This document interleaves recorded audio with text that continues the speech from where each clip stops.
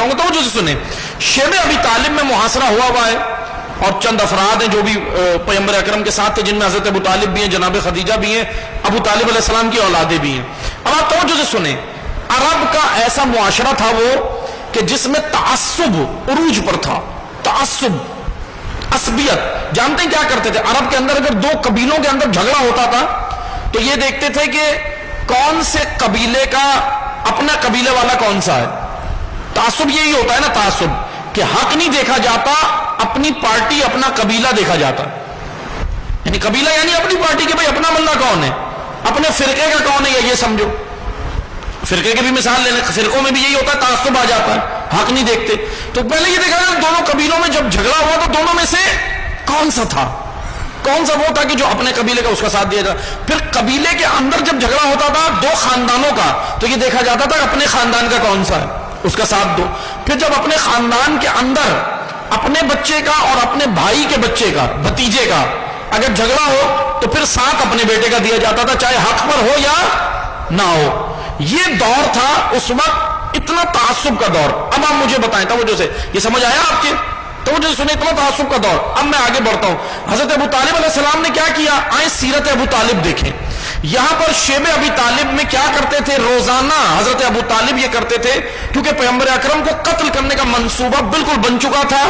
روزانہ کی بنیاد پر قاتل روزانہ شیب ابی طالب کے قریب آتے تھے اور موقع پا کر کوشش کرتے کہ رسول اکرم کو قتل کیا جائے.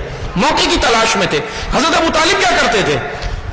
جناب رسول خدا کے بستر پر کبھی علی کو سلاتے تھے، کبھی طالب کو سلاتے تھے، کبھی جعفر کو سلاتے تھے، اپنے بیٹوں کو سلاتے تھے. یعنی یہ نہیں کہ جو شیب ابی طالب میں اور لوگ ہوں، دوسرے مثلا تھے نا قریش کے اور بھی تو لوگ تھے، ان کو بھی نہیں، صرف اپنے بیٹوں کو سلاتے تھے اور پیغمبر اکرم کی جگہ تبدیل کرتے رہتے تھے ہر رات، اور رات بھر پہرا دیتے تھے خود. تاریخ ہے، ہسٹری ہے، اہل سنت علماء نے بھی لکھی ہے اور اہل تشیع نے بھی. اب تاریخ تو تاریخ ہوتی ہے نا، اہل سنت علماء نے بھی لکھی ہے، سیرت النبویہ میں لکھی ہے، ابن ہشام نے لکھی، ابن اسحاق نے لکھی، بڑی خوبصورت تاریخ ہے. اب حضرت ابو طالب علیہ السلام کیا کرتے تھے؟ خود رات بھر جاگتے تھے اور پہرا دیتے تھے. اب آپ کے ذہن میں وہی بات آئی جو میں نے ابھی کی، تعصب.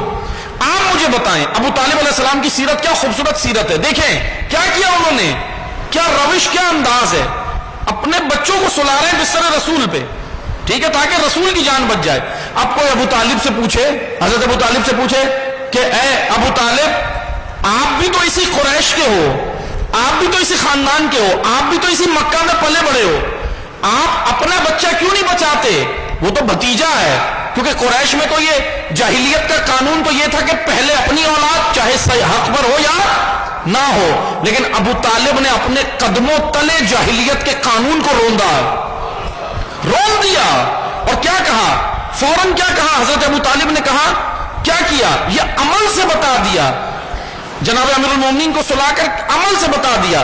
اب توجہ ہے نا، دو قبیلوں کے درمیان میں جھگڑا ہو تو اپنے قبیلے کا ساتھ دو، دو خاندانوں میں ہو تو اپنے خاندان کا.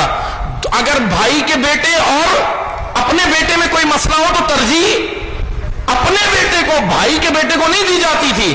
ابو طالب علیہ السلام نے بھائی کے بیٹے کو بچایا، اپنے بیٹوں کو سلایا.